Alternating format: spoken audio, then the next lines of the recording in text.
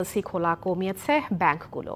বেশ কয়েকটি ব্যাংক এখন কোনো ধরনের এলসি খুলছেন না, এমনকি আগের এলসির দায় পরিশোধে ব্যর্থ হচ্ছেন কোনো কোনো ব্যাংক। ডলারের বিকল্প মুদ্রায় লেনদেনের চেষ্টা করলেও তাতে সাড়া নেই।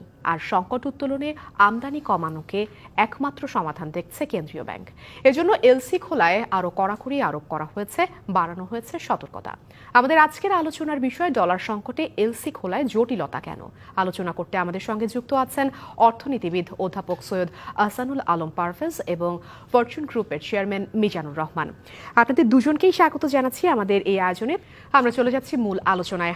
শুরুতেই আসলে এই প্রসঙ্গে কথা বলতে চাইবো আমাদের অধ্যাপক সৈয়দ আহসানুল আলম পারভেজ, আপনার সাথে আমরা কি সত্যি আসলে বাঘ আসার আগে বাঘের ভয়ে মরছি কিনা সেই বিষয়টি একটু জানাবেন। সেই সাথে কেন্দ্রীয় ব্যাংক যে আসলে বলছে যে এলসি খোলার ব্যাপারে বা আমদানি নির্ভরশীলতার উপর থেকে নিজেদেরকে সরিয়ে আনতে হবে, এটি কি একমাত্র শুধু উপায় এই সংকট নিরসনে, নাকি আরো কোনো উপায় দেখছেন?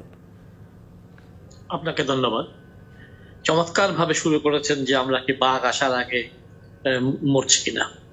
প্রকৃত সত্য হলো অনেকগুলো বাঘ আমাদের অর্থনীতিতে ঢুকে পড়েছে এবং ওরা ওই আমার আগের সম্মানিত আলোচক যা বলেছেন ওই এক একটি খাতে সেই বাঘরা খেয়ে ফেলবে।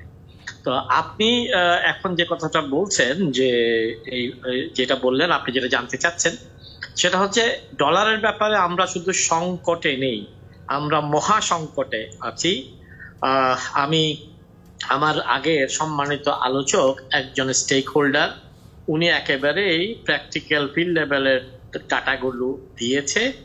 আমি কারণগুলোতে একটু বোধহয় ব্যাখ্যা করা উচিত। সেটা হচ্ছে যে অনেক দিন আগে থেকেই আমাদের বিশ্বমন্দার কারণে আমাদের এক্সপোর্ট বাস্কেটে চাহিদা কমবে, এটাই স্বাভাবিক। ইউরোপে চাহিদা কমবে, এটাই স্বাভাবিক। কিছু চাহিদা আমেরিকাতে বেড়েছে এবং আপনার এই যে একটি অবস্থা এবং ডলারের ইনফ্লেশন সবকিছু মিলে আমাদের গার্মেন্টস ইন্ডাস্ট্রি থ্রেটেন্ড হবে, সংকটে পড়বে। এটা আমরা বছর খানিক আগে থেকে আলাপ করে আসছিলাম। এটা গেল আয়ের কথাটি। তো এখন যখন গার্মেন্টস এর আয় আমি যদি কমছেও না বলি, এই মুহূর্তে ওইটা প্লাস মাইনাসে আছে, কমে আবার একটু আমেরিকাতে বাড়ে। সো বাংলাদেশ ব্যাংকের কথায় যদি আসি, বাংলাদেশ ব্যাংক সেন্ট্রাল ব্যাংক, তো তারা তো আপনার সংসারে আপনি মা বা বোন যেই টাকাটা আছে সেই টাকার পরে মধ্যে আপনি সবাইকে বলতে হবে যে আজকে বাজারেই হবে, আমি আর টাকা দিতে পারবো না। ছেলেকে বলবেন যে তোমাকে টিফিনের টাকা কম দিতে হবে। সো আমাদের বাজেটের ক্ষেত্রে আমাদের রিজার্ভ যাই থাকুক, আমি ওদিকে যাচ্ছি না। আমি প্রধানমন্ত্রীর সঙ্গে সুর মিলিয়েই বলতে চাই যে উনি বলেছেন যে 3-4 মাসের বেশি বা 3-4 মাস পর্যন্ত আমাদের যদি হয়তো 6 মিলিয়ন ডলারের যদি আমাদের ইম্পোর্ট বিলকে সাপোর্ট করতে হয় তাহলে 4 মাসের আছে। তো সো এইটা একটি হচ্ছে হিসেব, কিন্তু প্র্যাকটিক্যালি সংসারে যা হয়, স্বামীও টাকা নেয়, বউ বাজার করতে হয়, গ্যাস ইলেকট্রিসিটি বাদের বিল দিতে হয়, বাচ্চাদের টিফিন দিতে হয়, টিউশন ফি দিতে হয়। এখন আমাদের ক্ষেত্রে গার্মেন্টস কে চালিয়ে রাখার জন্য গ্যাস দিতে হয়, বিদ্যুৎ দিতে হয়, দিতে পারছি না, দিতে পারবো না। আমাদের ক্ষেত্রে গার্মেন্টস ওয়ালাদেরকে আপনার তাদের এক্সপোর্ট কোটায় আর্ন করা টাকা আমরা অন্য খাতে খরচ করছি, তাদের দিতে পারছি না। সবকিছু মিলে আমাদের সবচেয়ে বড় অর্থকরী ডলার আয়কারী গার্মেন্টস শিল্প বিধ্বস্ত হওয়ার পথে যাচ্ছে। তো সেন্ট্রাল ব্যাংকের এখানে কিছু করার নেই, কারণ আমরা প্রথমে 146টি আইটেমের এলসির উপরে বিভিন্ন রকমের সংকোচন নীতি নিয়েছি। আমরা বলেছি এগুলো কম এলসি করো, লোন দিও না, এলসি মার্জিন 100% করে দাও। এতে কিছু কাজ হয়েছে। এখন যখন ত্রাহি মধুসূদন অবস্থা, এখানে আমাদের প্রধানমন্ত্রী যেখানে বলেছেন যে কোনো পরিস্থিতির জন্য প্রস্তুত থাকতে হবে, তাই এটা আমাদের বুঝতে অসুবিধা হচ্ছে না যে আমাদের ডলার একেবারেই তলানিতে এসছে এবং এই ডলার তলানিতে আসলে খাদ্য ইম্পোর্ট করার জন্য সরকার প্রথম মনোযোগী হবে যদি প্রয়োজন হয়। আমাদের এই অল্প 10-15% চাল ইম্পোর্ট করতে হয়, কিন্তু 70-80% গম ইম্পোর্ট করতে হয়। আমরা এই প্রসঙ্গে আরো শুনবো, তবে সময় হচ্ছে ছোট্ট একটি বিরতির। আমরা চলে যাচ্ছি বিরতিতে। ইসলামী ব্যাংক চালি খাতার এই পর্যায়ে নিতে হচ্ছে ছোট্ট একটি বিরতি, সঙ্গেই থাকুন। আবারও স্বাগত জানাচ্ছি ব্যবসা বাণিজ্যের বিশ্লেষণ নিয়ে ডিবিসি নিউজের নিয়মিত আয়োজন ইসলামী ব্যাংক টালি খাতায় আমাদের আজকের আলোচনার বিষয় ডলার সংকটে এলসি খোলায় জটিলতা কেন। আলোচনা করতে আমাদের সঙ্গে যুক্ত আছেন অর্থনীতিবিদ অধ্যাপক সৈয়দ আহসানুল আলম পারভেজ এবং ফরচুন গ্রুপের চেয়ারম্যান মিজানুর রহমান। বিরতিতে যাবার আগে জনাব আহসানুল আলম, আপনার সাথে কথা বলছিলাম, আমি আপনার বাকি কথাটুকু আসলে জানতে চাইব। দেখেন, গার্মেন্টস এর বিষয়ে এবং আমাদের ডলারের বিষয়ে এখন একটা থিসিস করা যাবে, আমি ওদিকে পরে যাচ্ছি। প্রথম কথা হচ্ছে এই দুঃখের কথা, এই বিপদের কথা না বলে সমাধান নিয়ে কিছু কথা বলি। তো আমাদের এখন অর্থনীতি চালাচ্ছেন আমলাতন্ত্র। আমলারা কোনো দেশে পৃথিবীতে অর্থনীতি চালাতে পারেন নাই, এখানেও পারবে না। এখন আসেন গার্মেন্টস এর ক্ষেত্রে আমরা বহুমুখী কিছু সমস্যা দেখছি।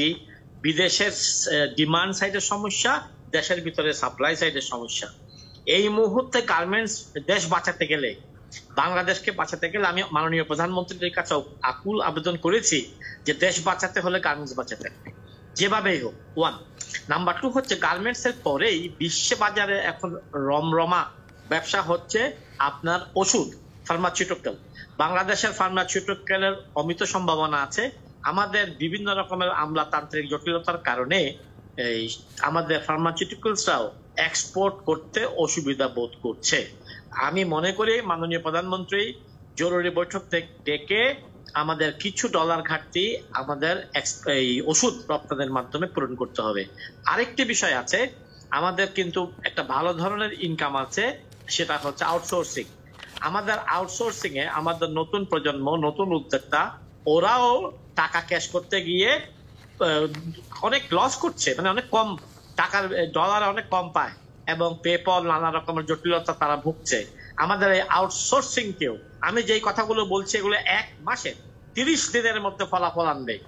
তারপরে এখন আসেন যে গার্মেন্টস এর ক্ষেত্রে যেটা হচ্ছে 99 টাকা 50 পয়সা তারা তাদের এক্সপোর্ট আর্নিং থেকে পায়। জনাব মিজানুর রহমান, আপনি যদি একটু আমাদেরকে বলেন যে আসলে যে সমস্যাগুলো এলসি খোলায় হচ্ছে, সেক্ষেত্রে কি আসলে আপনারা ব্যাংকের প্রধান নির্বাহী সংগঠন এবিবি বা বাফেদার সাথে আপনারা কোনো ধরনের আলোচনায় বসবেন কিনা বা বসেছেন কিনা, কিভাবে আসলে এই সংকট উত্তোলন সম্ভব, আপনাদের পথগুলো আসলে দেখানোর চেষ্টা করেছেন কিনা?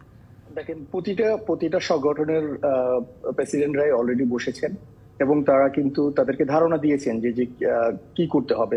আমার ভাই যেটা বলেছেন, যেটা অত্যন্ত গুরুত্বপূর্ণ একটা কথা, যে ব্যাংক কিন্তু আমাদেরকে দিচ্ছে 99.5, বাট আমরা যখন পে করছি তখন কিন্তু আমরা 105 দিয়ে পে করছি অথবা 106 দিয়ে পে করছি। তার মানে কি, there is a huge gap.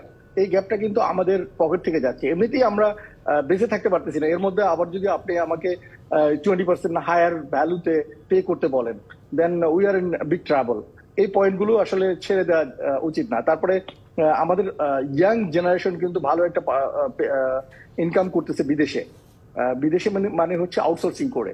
সেই আউটসোর্সিং এর টাকাটা আপনারা অতি সহজে কিভাবে বাংলাদেশে আনা যায় সেটা দেখবেন ডলারের রিজার্ভ অনেকাংশে বেড়ে যাবে। এবং আমাদেরকে আমাদের মাননীয় প্রধানমন্ত্রী গতকালকেই বলেছেন যে 5 মাসের রিজার্ভ তাদের কাছে রয়েছে ইম্পোর্ট করার জন্য। দ্যাটস মিন, সে যদি রিয়েলি ইম্পোর্টটা করতে দেয় এবং বিদ্যুৎকে এবং জ্বালানি ক্ষেত্রে যদি সাপোর্ট দেয়, এই 5 মাসের রিজার্ভকে ইনশাল্লাহ আমরা অতি দ্রুত, আমি আপনাদের কথা দিচ্ছি, অতি দ্রুত এক্সপোর্ট সেক্টর এটাকে 10 মান্থসে পরিণত করে নিতে পারবে। বাট আমাদেরকে সাপোর্ট দিতে হবে, আমরা কিন্তু সাপোর্ট পাচ্ছি না। সাপোর্টের জন্য আমরা ডে বাই ডে পিছিয়ে যাচ্ছি। 95 টাকা, 99 টাকা থেকে 105 টাকা। Who is deciding this kind of thing? আমার মনে হচ্ছে যে এটা একেবারে মানে সেক্টর গুলোকে ধ্বংস করার জন্য একটা পরিকল্পিত অধ্যায় তৈরি করতেছে। সো আমার রিকোয়েস্ট থাকবে যে সামঞ্জস্য থাকুক। আপনি 106 টাকা নিচ্ছেন, আমাদেরকে 105 টাকা দেন। 1 টাকার পার্থক্য থাকতে পারে, 6 টাকা বা 7 টাকার পার্থক্য থাকতে পারে না। ডলার আপনার ওডিতে পাচ্ছি আমরা 99 টাকা, দিচ্ছি 106 টাকায়। সো দিস কাইন্ড অফ অনেক সমস্যা রয়েছে। তো সমস্যাগুলোর সমাধান আমরা রিয়েলি আমাদের দরকার। জনাব মিজানুর রহমান, আপনাকে অসংখ্য ধন্যবাদ জানাচ্ছি যুক্ত হবার জন্য। ধন্যবাদ জানাচ্ছি অধ্যাপক সৈয়দ আহসানুল আলম পারভেজ, আপনাকেও ধন্যবাদ আপনাদের। ব্যবসা বাণিজ্যের বিশ্লেষণ নিয়ে ডিবিসি নিউজের নিয়মিত আয়োজন ইসলামী ব্যাংক